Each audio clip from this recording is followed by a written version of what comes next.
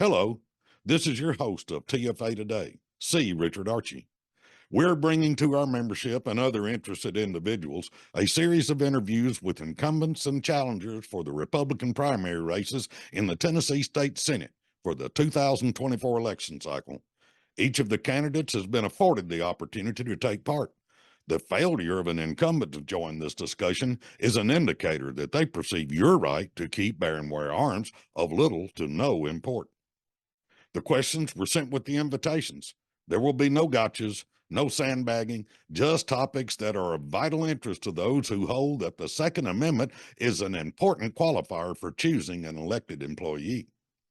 I agree with Susanna Hupp, who said, how a politician stands on the Second Amendment tells you how he or she views you as an individual, as a trustworthy and productive citizen, or as part of an unruly crowd that needs to be lorded over, controlled, supervised, and taken care of.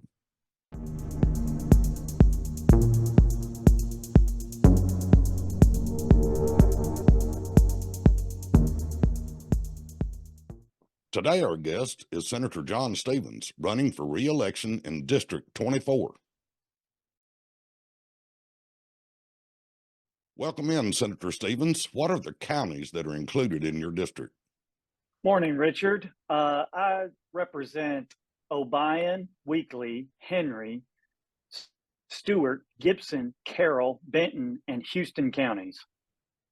You did receive these questions prior to the interview, correct? That's correct. That being said, let's just get started. Very good. Question number one. The United States Supreme Court ruled in its June 2022 decision in New York State Rifle and Pistol Association v. Bruin that any existing or proposed law that restricts an individual's rights as protected by the Second Amendment is unconstitutional. The court said that government bears the heavy burden to prove that such a law is consistent with the nation's historical tradition as of 1791. Which existing Tennessee laws, if any, do you believe violate the Bruin holding?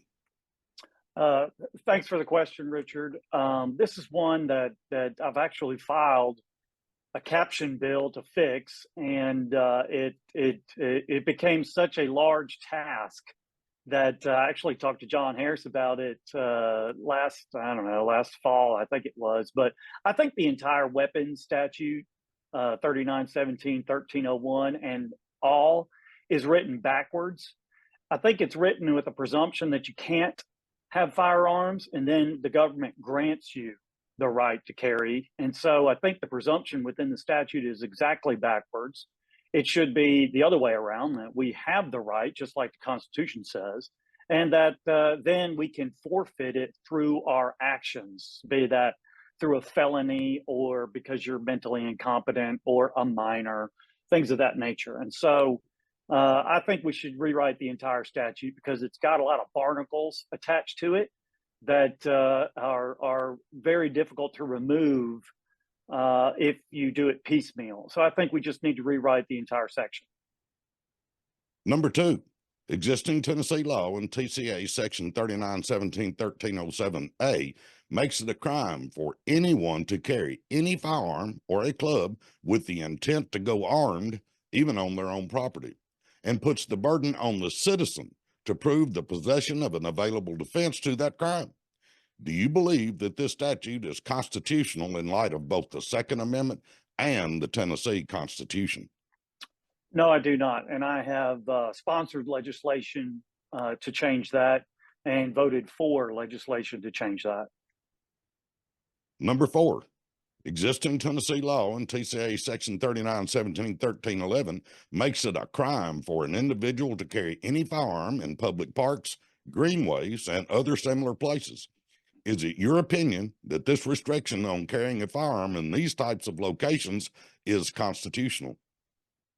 No, I do not think so. That statute is unconstitutional. There was no analog in 1791 that prohibited the carrying of weapons in a public park or public space. Number five, do you believe that the Second Amendment protects a civil right of individuals, which right, when violated, is or should be the basis for civil rights claims by individuals? Yes, I do. Clearly, the Second Amendment should have the same protections as the First, the Fourth, the Fifth, etc. And so it should have the exact same standing as a civil rights violation when the government infringes upon those rights. Number 6, do you believe that public safety is a constitutional basis for infringing the rights protected by the Second Amendment? And if so, to what extent? No, it does not. Under Heller, if the law implicates a Second Amendment issue, the text of the Second Amendment applies. The burden then shifts to the government to justify whatever their law or statute says.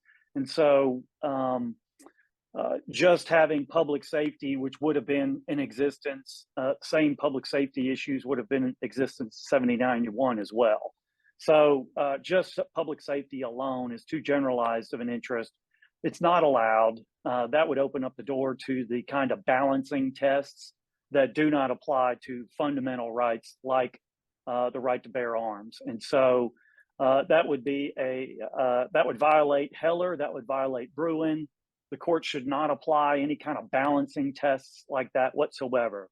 The courts that look at any kind of gun case, be it a weapons case like a ban or some kind of usage, they should read the text, and from then the government has the burden to justify that the law or rule or regulation passes the analogous laws that they have to show that there was some sort of law in place in 1791 analogous to the current statute or law or regulation. Of course, there were very few regulations at the time, and so most of those should fail.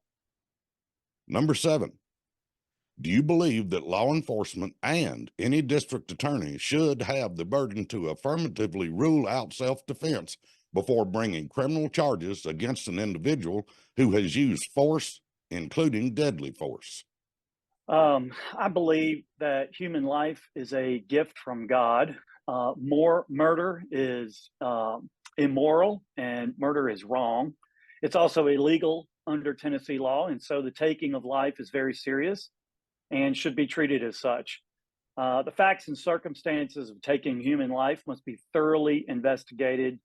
The right to self-defense is enshrined in our founding documents as an inalienable right. And so any circumstance where someone is taking a life, we need to be very careful about the facts and circumstances that come into play in that. Question number 8, do you believe that Tennessee has real constitutional carry? Why or why not? No, we do not. We still have our firearms laws are only allowed with respect to handguns. Clearly, it should be expanded to all firearms, and so our statute is unconstitutional, meaning we don't have true or real constitutional carry. Number 9, do you believe that existing Tennessee law, which prohibits the use of deadly force, including merely brandishing a weapon to protect real or personal property, should be retained, modified, or repealed? I believe it should be modified.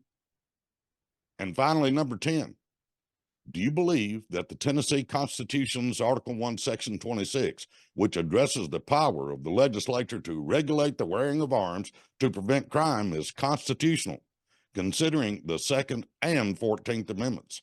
If not, do you support amending the Tennessee Constitution to address any such unconstitutionality? Yeah, I actually passed on behalf of the TFA. We passed constitutional amendment changing that section of the code to say that Tennesseans would have the right to bear, keep, and wear arms. So very simple constitutional change. I will point out, though, it didn't pass in the House, but it did pass the Senate floor. The big concern, though, and this is really important for everybody of your membership in the TFA, passing it in the legislature is although we haven't done it yet, The difficult part will be passing it on the ballot, and it's very, very, very important that all Second Amendment supporters get engaged on this issue once the General Assembly passes a constitutional amendment. We are going to, because Tennessee is recognized as being a red state, when we pass a constitutional amendment changing our essentially our analog of the Second Amendment, the Bloombergs, the Soroses, there is going to be millions and millions of dollars from the far left flow into Tennessee to defeat that amendment. It's going to be critical that every Second Amendment supporter not only be willing to vote, one, in the governor's race, but two, in support of that change, but they need to be willing to donate money. They're going to need to be willing to donate time. Because as we saw in Ohio recently, when Ohio had a constitutional amendment regarding the right to life, it was defeated in a red state. And that is a big victory for the left. And so once the General Assembly, and I'm not saying if, once the General Assembly passes that constitutional amendment, all firearm supporters are going to have to support it. They're going to have to engage, because nothing will give the left more power or engagement than to fight it. And they will pour millions and millions of dollars into defeating that amendment. And so that's a few years off, but I just really want to make sure that everybody's engaged on it, aware of it, start talking about what that issue is and how important it is. To follow along to Richard, follow the TFA, remain engaged for updates on the status of that, so that the premier the premier firearms association in the state can help guide you on when to vote, how to register to vote. I mean, a lot of Second Amendment supporters, unfortunately, are not registered to vote, and they don't engage. And it's really important that you engage. If you don't give money, that's okay. You can use your social circles to make sure your friends that are Second Amendment supporters register to vote and vote when the time comes. And just follow Richard and the TFA for updates of when that is. Senator Stevens, we appreciate you taking time to share your thoughts with our membership today. When all the interviews are completed, we will put them up on our website and share them on social media. I want to emphasize that we have invited every Republican Senate candidate to participate, as their supermajority is what holds sway and controls the legislation that affects us all. Some have agreed, others refuse the invite. The TFA also sends out a paper survey to all candidates for both chambers, House and Senate, each election cycle. The responses have been posted and can be viewed on our website, www.tennesseefirearms.com. Not only can you see where the respondents stand on the stated issues, but it is an indicator of concern for the right to arms by those who do or do not respond. If you are new to that site, you can click on the subscribe button there for free emails with information that is important to your Second Amendment rights in Tennessee.